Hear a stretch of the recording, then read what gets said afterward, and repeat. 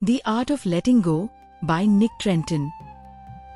There comes a moment in every life where holding on starts to feel heavy, where the grip we thought was strength turns into tension, fatigue, and quiet exhaustion.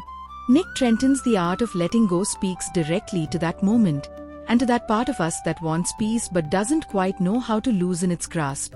This is not a book about giving up. It is a book about release, about learning when holding tighter does not take us forward. It only keeps us trapped in the same emotional circles. Trenton invites us to examine the subtle ways we cling, and not just to memories or people, but to roles, expectations, fears, and identities. We hold on to mistakes long after they are gone. We hold on to versions of ourselves that we have outgrown. And we hold on to pain because it feels familiar, and familiarity often masquerades as safety. Letting go, he says, is not erasing the past. It is refusing to live inside it. This book unfolds in gentle, deliberate layers: mindset, emotion, habit, and personal philosophy. Let's explore these elements the way a listener might reflect on them during a quiet morning walk. Understanding the mind's grip. Trenton begins by helping us understand why the mind clings. The brain loves familiarity. Even an uncomfortable pattern can feel comforting simply because it is known. So letting go is not weakness. It is a neurological shift, a reclaiming of mental freedom. He explores cognitive traps: overthinking, catastrophizing, self-doubt, rumination. Most of our pain is not in events themselves, but in the stories we keep retelling about them. Breaking the story is the first step to emotional release. He gives one simple question: is this thought helping me or holding me? It sounds simple, but it opens a door. It creates space. And letting go always begins with space. Emotions, feeling instead of fighting. The book then turns toward emotions: how we push them away, suppress them, or distract ourselves just to avoid discomfort.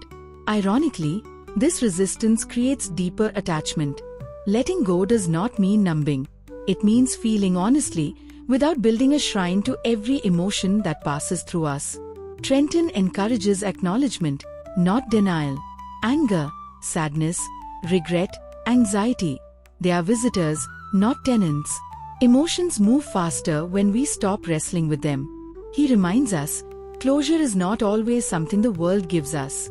Sometimes closure is the quiet decision to stop reopening the wound. Attachment to identity and ego.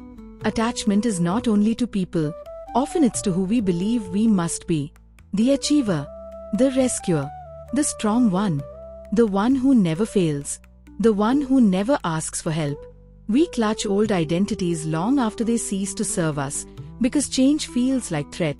The Art of Letting Go asks us to release self-judgment, release perfection, and permit ourselves to evolve. Life is not about always being right. It is about always becoming real. Practical tools and habits.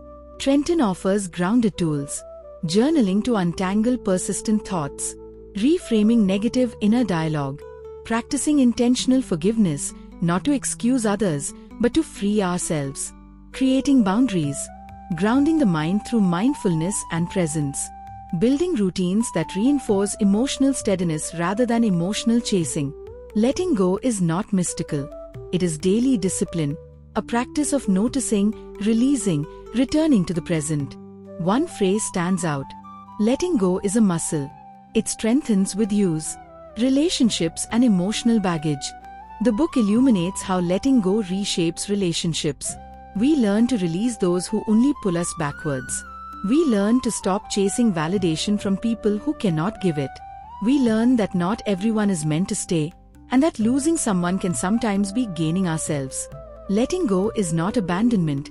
It is alignment. It is choosing peace over constant emotional negotiation. And perhaps one of his gentlest points: you do not have to forgive instantly. You simply have to stop carrying the weight. Surrender and acceptance. In the final stretch of the book, Trenton speaks about surrender, not as passivity, but as wisdom. What we cannot change, we honor by stepping back. Acceptance is powerful. It dissolves resistance and turns pain into learning. Letting go means trusting life enough to move forward without needing every answer in advance. It means welcoming uncertainty, knowing that growth lives there.